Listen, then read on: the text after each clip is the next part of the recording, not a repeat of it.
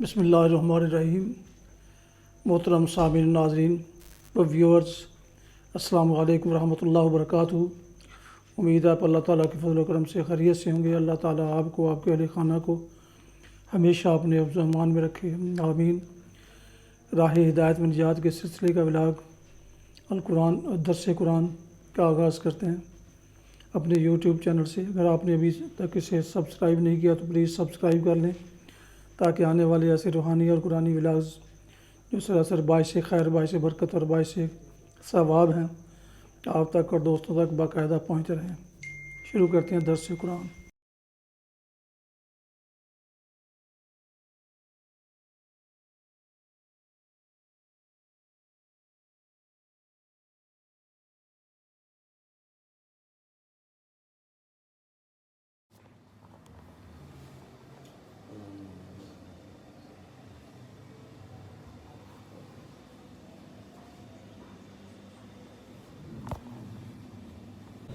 الحمد للہ وکفی والصلاة والسلام علی من لا نبی بعد، ما بعد فاعوذ باللہ من الشیطان الرجیم، بسم اللہ الرحمن الرحیم۔ ان الذین یبایعونک انما یبایعون اللہ، ید اللہ فوق ایدیہم، فمن نکث فإنما ينكث على نفسه، ومن أوفى بما عاهد عليه الله فسيؤتيه أجرا عظيما۔ صدق الله العظيم۔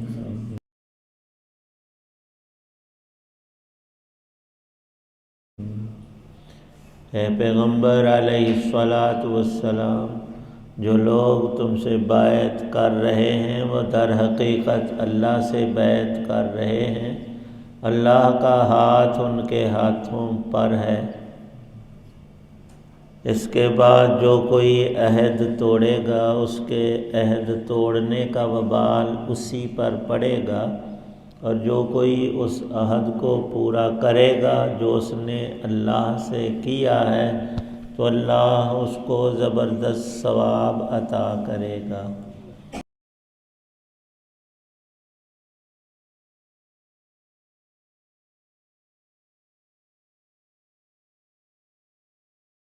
سورہ فتح کی آیت 10 ہے۔ عربی میں 10 کے عدد کو کامل قرار دیا گیا ہے۔ سب اعداد اسی سے مل کر بنتے ہیں۔ قرآن پاک کے الفاظ بھی ہیں، حج کے موقع میں قربانی نہ کر سکے تو پھر اس کی جگہ 10 روزے ہیں، 3 وہاں پر رکھنے ہیں، اور 7 روزے گھر جب لوٹ آئے تو اس وقت رکھ لے۔ یہ 10 روزے تلک عشرۃ کاملہ، مکمل 10 ہو گئے۔ اور قرآن پاک کی یہ شان ہے کہ اس کے ہر لفظ کی ایک شان نرالی اور اعظم اور برتر ہے۔ اس آیت پاک میں اللہ تعالی شانہ نے حضرت رسول پاک صلی اللہ تعالی علیہ وسلم اور آپ کے اصحاب کا اس مبارک ترین سفر میں ایک عظیم تر عمل ذکر فرمایا ہے۔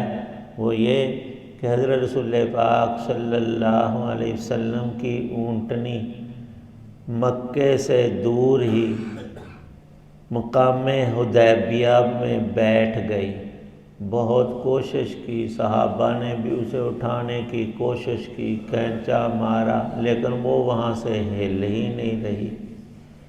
تو فرمایا رسول پاک صلی اللہ علیہ وسلم نے کہ اس اونٹنی کو نہ اٹھاؤ، اسے نہ مارو، اس کو تو رب کا حکم ہوا ہے، اس نے تو اٹھنے نہیں، تم جو چاہو کر لو۔ اور اس ذات نے ہاتھیوں کے لشکر کو روک دیا تھا مکے کے اندر آنے سے، اور ان کا برکس نکال دیا تھا مکے شہر سے باہر ہی۔ وہ بد نیتی سے آئے تھے اللہ کا گھر گرانے، ابہرا نام تھا اس وقت کے ایک بادشاہ ظالم کا جو کافر تھا، تو وہ آیا تھا لشکر لاؤ لشکر لے کر، ہاتھیوں کا لشکر لے کر۔ اللہ تعالی شانہ نے اس کو ملیا میٹ کر دیا۔ وہ رب ہر طرح کی قدرت رکھتا۔ اس اونٹنی کی بھی بڑی شان ہے جس کو اپنی پشت پر نبی سوار کرنے کی عزت ملی ہے۔ اس اونٹنی کا نام بھی لکھا ہے قصوہ، اور یہی وہ اونٹنی ہے جس پر حضرت رسول پاک صلی اللہ علیہ وسلم نے اپنا آخری حج کیا، اور آپ نے اونٹنی کے اوپر بیٹھے بیٹھے ہی خانہ کعبہ شریف کا طواف کیا، 7 چکر لگائے۔ مسائل کی کتاب میں لکھا ہے کہ آپ کے علاوہ کسی بندے کو کبھی اجازت نہیں کہ وہ جانور پر سوار ہو کر طواف کرے، کیونکہ جانور کا کچھ پتہ نہیں کب وہ گوبر اور لید اور پیشاب کر دے۔ لیکن یہ نبی پاک صلی اللہ علیہ وسلم کی اونٹنی یہ ایسی نہیں تھی۔ اس کو اللہ نے یہ شعور عطا فرمایا تھا کہ اس نے وہاں کوئی پیشاب لید کوئی چیز نہیں کی، تو اللہ کے پاک گھر میں پاک چیزیں تو قبول ہیں، اور اس موقع میں جو اللہ پاک نے اونٹنی کو روک دیا وہ بھی معجزہ تھا رسول پاک صلی اللہ علیہ وسلم کا۔ اور آپ نے ارشاد فرمایا کہ اللہ کے گھر کی تعظیم کے لیے یہ مکے کے مشرک جو بھی میرے ساتھ عہد معاہدہ کرنا چاہیں میں اس کو آج قبول کر لوں گا۔ اور اس سے پہلے جب عثمان غنی رضی اللہ عنہ کو بات چیت کے لیے مکے بھیجا تھا نبی پاک صلی اللہ علیہ وسلم نے، افواہ یہ اڑی کہ مکے کے مشرکین نے حضرت عثمان کو شہید کر دیا ہے۔ تو حضور نبی پاک صلی اللہ علیہ وسلم ایک درخت کے نیچے تشریف فرما تھے، دن کا وقت تھا، تو آپ نے وہاں پر جہاد کی بیعت لی کہ میرے ہاتھوں میں ہاتھ دے کر تم عہد کرو کہ ہم جب تک عثمان کا بدلہ نہیں لے لیں گے ہم یہاں سے واپس نہیں ہوں گے۔ جب بیعت کا حال مشرکین نے جاسوس چھوڑے ہوئے تھے، ایک ایک پل کی خبر رکھتے تھے، ان کو پتہ چلا کہ اب تو خیر نہیں، جنگ ہو کر رہے گی، چپکے سے چھوڑ دیا۔ حضرت عثمان کو شہید نہیں کیا ہوا تھا، صرف روکا ہوا تھا۔ تو جب وہ واپس آ گئے تو اللہ تعالی شانہ نے اس پاک عمل کی یہ عظمت اس کو عطا کی۔ ارشاد ہے ایت پاک میں کہ جن لوگوں نے حضرت رسول پاک صلی اللہ علیہ وسلم کے ہاتھ میں جہاد اور قتال کی بیعت کی، بسا آپ نے بیعت اسلام پر لی، کبھی اخلاقیات پر، اور اکثر صحابہ بیعت کرتے تھے مختلف امور پر، یہاں بھی بیعت ہوئے۔ بیعت کہتے ہیں ہاتھوں میں ہاتھ دے کر معاہدہ کرنا، کسی بات کو پکا کرنا۔ تو قرآن پاک میں عورتوں کی صحابیات کی بیعت کا بھی تذکرہ آیا، آپ نے ان سے بیعت لی، مختلف امور ارشاد فرمائے کہ تم فلاں برا کام نہیں کرو گی، چوری نہیں کرو گی، بدکاری نہیں کرو گی۔ تو اس میں ہاتھوں میں ہاتھ، عورتوں کا مسئلہ الگ ہے، وہاں نہیں، بلکہ پردے میں صرف کلام کے ذریعے آپ نے کبھی کسی غیر عورت کو ہاتھ بھی نہیں لگایا۔ اور متبعین سنت میں ایسے اللہ کے بندے گزرے ہیں، عام نہیں، خاص نہیں، ملک کا حاکم، بادشاہ، سلطنت رکھنے والا، مغلیہ خاندان کا چشم و چراغ اورنگزیب عالمگیر، ارشاد فرماتے ہیں اللہ نے مجھے یہ وصف عطا کیا ہے کہ زندگی بھر میں نے کسی غیر عورت کو چھوا تک نہیں، ہاتھ نہیں لگایا، اور کسی غیر عورت کا اپنے جسم کو ہاتھ لگنے نہیں دیا۔ تو نبی کی شان تو بہت ہی ورا الورا۔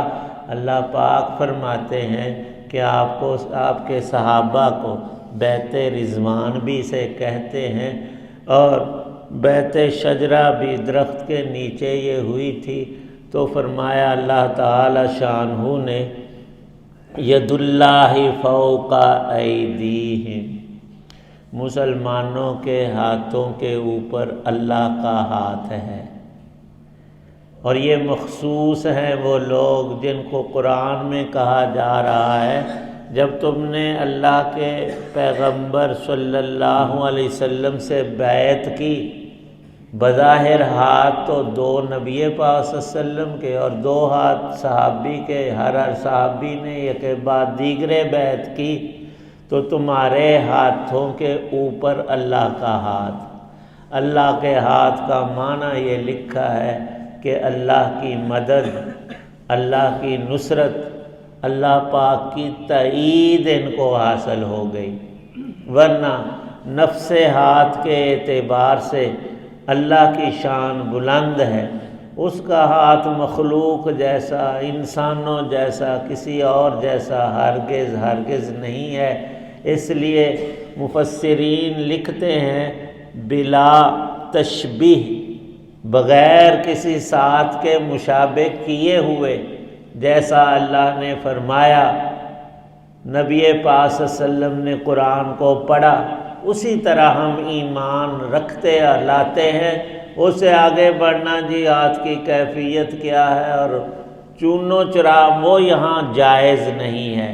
ایمان کا بھی یہی تقاضا ہے، جتنا اللہ اور رسول نے فرما دیا ایمان لے آؤ، مان لو۔ ہاں، عہد کے اندر اگر کوئی عہد شکنی کرتا ہے، یہ معاملہ تو نبی پاک صلی اللہ علیہ وسلم کے ذریعے اللہ سے تمہارا ڈائریکٹ ہوا، پھر نقصان اللہ کی ذات کا نہیں۔ جو عہد شکنی کرے وہ آپ اپنا نقصان کرتا ہے۔ ہر گناہ میں یہی ہے۔ ہم تو سوچتے ہیں نا پتہ نہیں خدا کی خدائی میں کمی ہو جائے گی، ہم شیطان کی نفس کی پیروی میں لگ گئے۔ نہیں، اللہ کی شان ہمیشہ سے سدا ایک ہی جیسی، بلند و بالا۔ اور ہم جتنی بھی عبادت کر لیں، یہ نہیں کہ ہم نے رب پر احسان کیا، اس نے تو اتنی نعمتیں بخشی ہیں، ایک پانی کے گھونٹ کی قیمت ہماری ساری زندگی کے نماز، روزے، ذکر، اذکار کو اگر تول کیا جائے، اللہ کی نعمت بھاری ہے۔ اور جب سب کچھ اس نے عطا کیا، پھر شکر یہ کرنا چاہیے کہ اللہ نے اپنی یاد کی توفیق دی، ہمیں اپنے گھر میں بلایا، اور اللہ کے رسول صلی اللہ علیہ وسلم کا ارشاد پاک ہے، جو بندہ مسجد میں بالالتزام آتا ہے، کوشش کرتا ہے پانچوں نمازیں مسجد میں جا کر پڑھوں، تو اللہ پاک اس کے سارے کاموں میں آسانیاں فرما دیتے، اور جہاں بھی پھنسے اللہ اس کو نکال لاتے ہیں، اور آخرت میں اس کی بخشش فرما دیں گے۔ اور جو مسجد میں کثرت سے آنے والے ہیں، ایک ہی انعام بڑا ہے کہ مغفرت ہو جائے اور معافی مل جائے کہ بندے تیرے گناہ ہم نے معاف کر دیے، نیکیاں تیری ثابت ہیں، اب سیدھا جنت میں چلا جا۔ یہ نجات جو اللہ سے بندہ پا لے تو وہ سب سے بڑا کامیاب ہے، اور اس کا طریقہ یہی ہے، من اوفا، جس شخص نے عہد کی وفا کی اور جو اللہ سے عہد تھا وہ پورا کر دیا، تو اللہ کا وعدہ ہے فَسَيُؤْتِيهِ أَجْرًا عَظِيمًا۔ اے لوگو، دنیا کی چیزیں پا کر بڑے خوش ہوتے ہو، ہمارے اجر کو دیکھو، وہ اللہ کی شایان شان ہوگا، اور اس کی حقیقت کا اندازہ یہاں نہیں ہو سکتا۔ فرمایا نبی پاک صلی اللہ علیہ وسلم نے جب آپ نے نماز پڑھائی کسوف کی، سورج گرہن تھا، تو 2 رکعت نماز پڑھائی، بڑی لمبی لمبی لمبی صورتیں اس میں پڑھی، صحابہ نے بھی پیچھے اس نماز کو پڑھا۔ تو اس نماز میں آپ نے اپنا دایاں قدم آگے کیا اور پھر پیچھے کر لیا۔ صحابہ نے عرض کیا کہ یہ نماز کو خاص ہے، ہم بھی ایسا کریں کہ قدم آگے کر کے پھر پیچھے کرنا ہے، یہ بھی کوئی سنت؟ فرمایا نہیں، نماز کا وہ طریقہ پہلے والا ہی ہے۔ یہ جو محراب کی دیوار ہے نا، اس کو اللہ نے ہٹا کر میرے سامنے جنت کر دی، اور میں نے انگوروں کا، جنت کے انگوروں کا ایک خوشہ گچھا دیکھا۔ میرا دل چاہا میں اسے توڑ لوں اور میں بھی کھاؤں، میری امت بھی کھائے۔ فرمایا کہ اگر میں توڑ لاتا ایک ہی جنت کا خوشہ، تا قیامت سب لوگ کھاتے وہ ختم نہ ہوتا۔ ایک خوشہ اتنا بڑا کہ ختم ہی نہ ہو۔ اور اس آیت میں اللہ فرما رہے ہیں اجرن عظیماً، اے بندے جو تو نیک کام کرے گا اس کا اجر تجھے ملے گا اللہ پاک سے، اور اللہ کے خزانوں میں کمی نہیں۔ بندہ تھک جائے، رک جائے تو یہ بندہ ہے، اللہ کے دینے میں کبھی بھی کنجوسی نہیں ہے اور کمی ہے نہیں۔ آج ہم سب کچھ کر سکتے ہیں، کرتے نہیں۔ کل قبر میں اور موت کے وقت ہم نے بڑی حیا کرنی ہے کہ اور تھوڑا سا نیک عمل کما لیتے۔ اللہ پاک توفیق بخشے، ہمت عطا فرمائے۔ الحمدللہ رب العالمین والصلاة والسلام علی رسول النبی الکریم۔ یا اللہ پاک جتنے حضرات دعا میں موجود ہیں سب کی نیک دعاؤں کو قبول فرما، پریشانیاں دور فرما، ہر گناہ سے ہماری حفاظت، بچنے کی ہمت توفیق بخش، سب نیک اعمال پر استقامت عطا، سب مسلمانوں کو مسجد میں کثرت سے آنے والا، ہم سب کو 5 نمازیں با جماعت تکبیر اولیٰ سے ادائیگی کی توفیق بخش۔ یا اللہ پاک جن واسطوں اور ذریعوں سے ہمیں دین پہنچا ہے ان تمام حضرات کرام کو اپنی شایان شان اجر و ثواب نصیب فرما۔ سب مسلمان جو دنیا سے جا چکے ان کی بخشش فرما، زندہ ہیں ہم سب کو دین کی سمجھ، علم، عمل کی توفیق، اخلاص، سنت طریقہ نصیب فرما۔ یا اللہ پاک ایمان کامل پہ خاتمہ نصیب فرمانا۔ صلی اللہ تعالی علی خیر خلقہ محمد وعلی آلہ واصحابہ واہل بیتہ اجمعین، آمین برحمتہ۔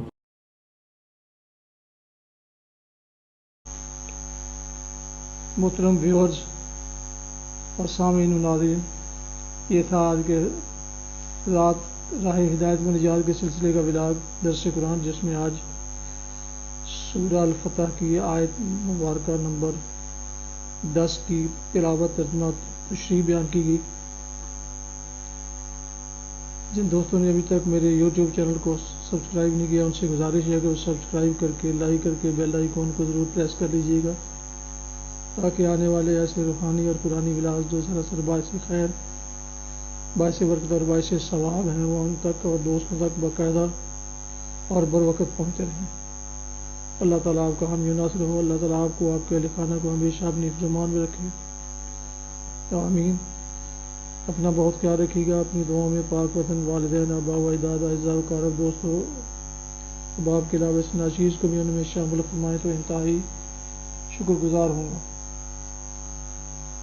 ختم کرتے ہیں آج کا ولاگ اس دعا کے ساتھ کہ آپ اور آپ کے اہل خانہ جہاں بھی رہیں خوش رہیں، شاد باد رہیں، آمین۔